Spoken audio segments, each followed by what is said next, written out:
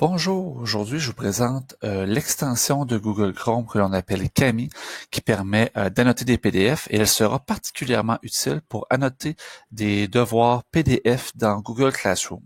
Pourquoi? Parce que sur Google Classroom, on n'a pas d'annotateur de PDF dans la version ordinateur ou Chromebook. On en a cependant dans la version tablette, Android ou iPad. Sur les tablettes Android ou iPad, vous allez avoir dans le coin supérieur droit un outil d'annotation où est-ce que vous pouvez écrire directement dessus et sauvegarder et ça s'envoie directement en réponse à votre devoir. Lorsqu'on est sur un navigateur, donc ici dans ce cas-ci le navigateur Chrome pour acheter les extensions, comment est-ce qu'on fait pour ajouter l'extension Kami qui va nous permettre d'éditer les PDF?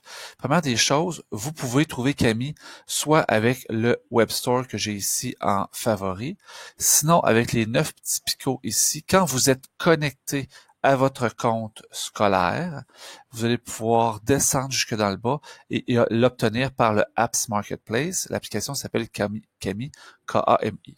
Sinon, encore plus facile, dans les liens dans les commentaires de la vidéo YouTube que vous recevez en ce moment, j'ai mis un lien vers cette page-ci pour obtenir directement l'extension Chrome Kami.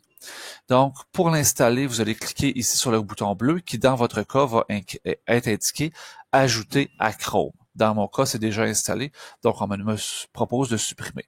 Donc, vous cliquez sur « Ajouter à Chrome », vous donnez les autorisations nécessaires à Google, à Kami pour obtenir des informations sur votre compte Google et votre compte Classroom. Et dans le haut, à droite ici, va apparaître le petit K pour Kami, PDF et document annotation. Donc, une fois que ça c'est fait, vous retournez dans votre devoir sur Classroom. Moi ici, j'ai mon document PDF qu'une collègue m'a envoyé et que je dois annoter. Donc, je vais cliquer sur mon document PDF. Normalement, je n'ai pas la petite option dans le haut ici. Maintenant, c'est rajouté avec l'extension, l'option Open with Kami. Donc, je vais cliquer sur Open with Kami. Ça m'envoie sur le site web de Kami où j'ai créé un compte student.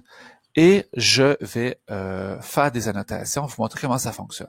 Première des choses, ici en haut à droite, vous avez les zoom in, zoom out pour bien avoir accès à vos parties de texte. Et les outils d'annotation où vous avez accès, ceux qui ont des petits canons jaunes, vous n'y avez pas accès, c'est pour la version payante.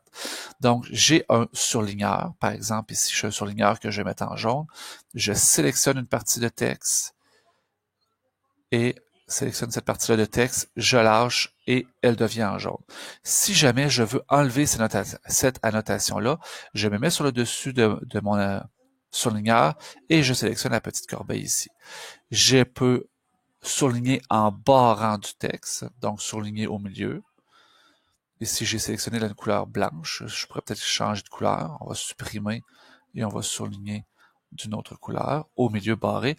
Et j'ai aussi un surlignage en dessous, donc un surlignage souligné que je peux faire. Ici, elle est en blanc, donc si je clique dessus, je peux sélectionner une autre couleur de surlignage. Bon. Ensuite, je peux rajouter des commentaires, je peux rajouter des boîtes de texte. Donc, par exemple, ici, boîte de texte. Je peux rajouter n'importe où. J'ai un outil de dessin. Donc, par exemple, ici, je vais dessiner.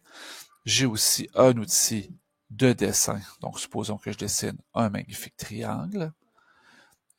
J'ai des connecteurs, j'ai des cercles et des ellipses, etc.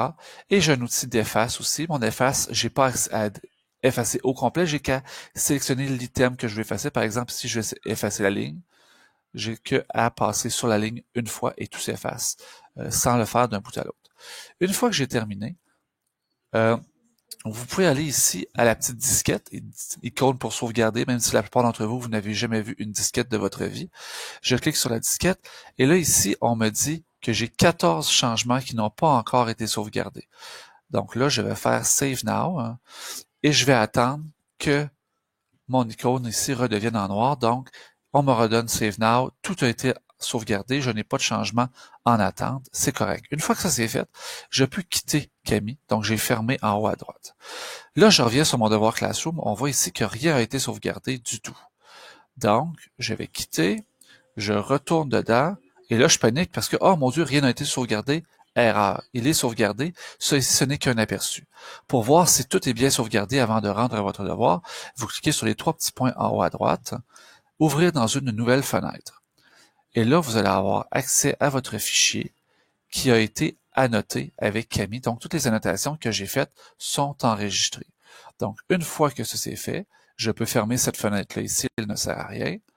Je reviens à mon devoir et je peux faire rendre le devoir. Et mon enseignant va recevoir mon devoir tout annoté, sans que j'ai eu à télécharger le fichier sur mon ordinateur, l'annoter par exemple avec Adobe Acrobat et le retélécharger. Donc tout ça se fait dans le navigateur Chrome.